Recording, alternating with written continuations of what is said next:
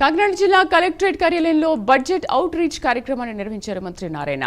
ఆర్థిక అవరోధాలను అధిగమించి అభివృద్ధి సంక్షేమాల సంతులనంతో రాష్ట్రాన్ని ప్రగతి పథంలో నడిపించే లక్ష్యంగా బడ్జెట్ను రూపొందించామని చెప్పారు మంత్రి.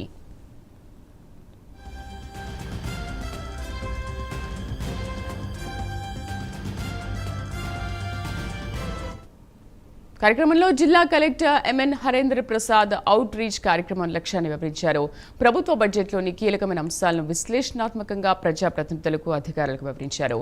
రాష్ట్ర విభజనతో పరిశ్రమ, సేవా రంగాల ఆర్థిక వనరులు కోల్పోయి రాష్ట్రం వ్యవసాయ ప్రధాన ఆర్థిక వ్యవస్థగా మారిందని చెప్పారు మంత్రి నారాయణ.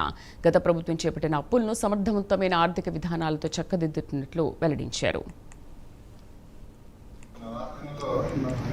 26-27 సంవత్సరానికి బడ్జెట్ అలొకేషన్ ఎలా చేశారు, ప్రత్యేకంగా సంక్షేమ పథకాలకి, డెవలప్మెంట్స్, అదేవిధంగా ఈ జిల్లాకి ఎలా చేశారు దాని మీద ప్రజాప్రతినిధులతో కూర్చొని డిస్కస్ చేయమని ముఖ్యమంత్రి గారు దిశానిర్దేశించారు.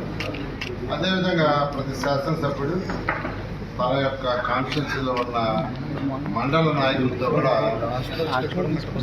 బడ్జెట్ విషయాలు తెలియజేయాలి. ఎందుకంటే రాష్ట్రం ఎలా విడిపోయిందో అందరికీ తెలుసు.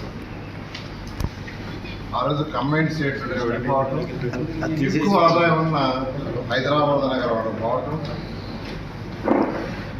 మనకు ఆదాయం తగ్గిపోవటం, తీసుకుంటే తెలంగాణకి ఎక్కువ మనకి తక్కువ. అంతేకాక కోట్ల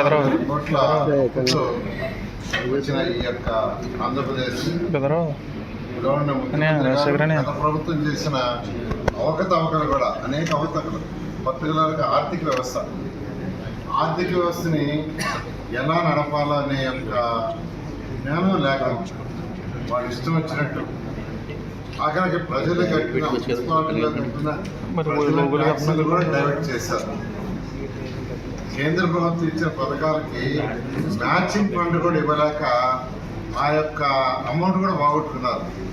ఉదాహరణకి నా మున్సిపాలిటీలోనే 2014-19లో నేను మంత్రిగా ఉన్నప్పుడు ఏషియన్ ఇన్ఫ్రాస్ట్రక్చర్ ఇన్వెస్ట్మెంట్ బ్యాంక్ ద్వారా 2019 ఫిబ్రవరి నెలలో